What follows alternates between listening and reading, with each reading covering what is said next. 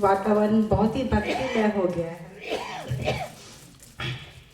सिख धर्म के पहले गुरु संस्थापक गुरु नानक देव जी को मेरा कोटि कोटि प्रणाम।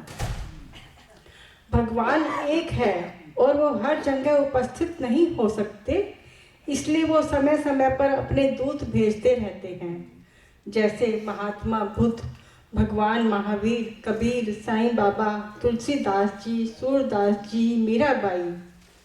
गुरु नानक देव जी भी भगवान स्वरूप उनके दूत ही थे।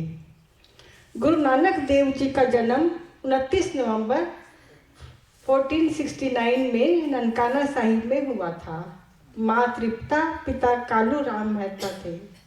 पिता पटवारी थे और कहते थे कि उनका पुत्र भी बहुत बड़े ओहदे पर जाए, लेकिन उनके पुत्र का तो लक्ष्य ही कुछ और था।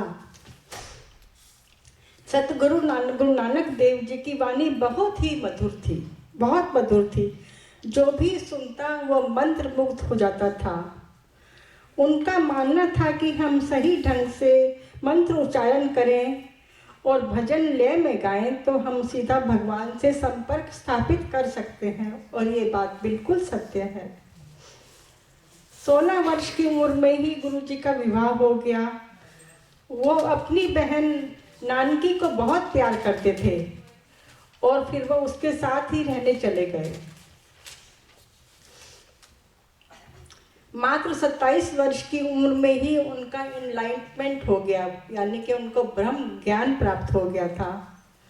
जब वो मात्र 5 वर्ष के थे, गुरुकुल में उनके अध्यापक ने उनको पढ़ाने से मना कर दिया और कहा कि ये तो ब्लेस्ड चाइल्ड है, ये दिव्य बालक है, क्योंकि उसी उम्र में ही उन्होंने ईश्वर का मैथमेटिकरण कर दिया था और सिद्ध कर दिया था कि भगवान एक हैं, ईश्वर एक ही है। जब वो 12 वर्ष के थे, उनके पिता ने उन्हें 20 रुपये दिए और कहा कि अपनी मर्जी से कोई सौदा करके आओ। और मालूम है गुरुजी ने क्या किया? उन्होंने उस पैसे से भोजन खरीदा और संतों को जो भूखे थे और भी गरीब लोगों को खाना खिला दिया। तभी से लंगर की प्रथा आरंभ हुई थी। उनके पिता वो छोटी सी उम्र में ही भजन कंपोज करने लगे और उसमें लीन रहते थे। इस जगत के सब जीवों का कल्याण चाहते थे। एक बार उनके पिता ने उन्हें कुछ पशुओं को चराने के लिए भेजा और गुरुजी ने क्या किया, वो एक वृक्ष के नीचे बैठ गए और सब पशुओं को खुला छोड़ दिया। वो अगल बगल के खेतों में घुस गए और उनकी सारी फसल खराब कर दी। तब उन लोगों ने श्री कालू मेहता जी से शिकायत की, तो लेकिन देखा कि वहाँ फसल तो वैसी की वैसी ही थी, कुछ खराब ही नहीं हुआ था। ये एक ईश्वरीय चमत्कार ही था।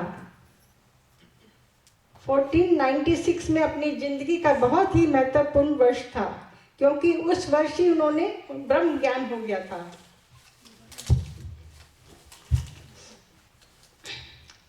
और जब वो वापिस आए तो उन्होंने पहला शब्द मालूम है क्या बोला? उन्हें कहा कि ईश्वर एक है, कोई हिंदू, कोई मुस्लिम, कोई नहीं है। और उनको अपना लक्ष्य समझ में आ गया था। वो घर छोड़कर भ्रमण करने निकल दिए। उन्होंने 28,000 किलोमीटर तक पद यात्रा की, 28,000 किलोमीटर, और सिख धर्म की स्थापना की। अपनी लंबी यात्रा के बाद पंजाब में करतारपुर पहुंचे और वहीं उनको निर्वाण भी प्राप्त हुआ। उनकी टीचिंग्स अद्भुत थी। नंबर 1, वंदे चको, जितना हो सके अपना धन, अपना ज्ञान दूसरों के साथ बांटो। सब कुछ, जो भी कुछ छोटे से छोटा हो, सबसे शेयर करो। किरत करो, जो भी तुम कमाओ वो उसे पूरी ईमानदारी से करो, कभी भी बेईमानी मत करो, और honesty is the best policy. और तीसरा, नाम सिमरन करो, नाम जपा करो, काम क्रोध और लालच से बचो, और सबसे बड़ी बात, अभिमान मत करो। मधुर वाणी बोलिए। एक बात को गुस्से या घमंड को छोड़कर उसको हम मधुर शब्दों में भी कह सकते हैं। आकाश में बादल भी गरज गरज कर हमें यही संदेश देते हैं, दा दा दा।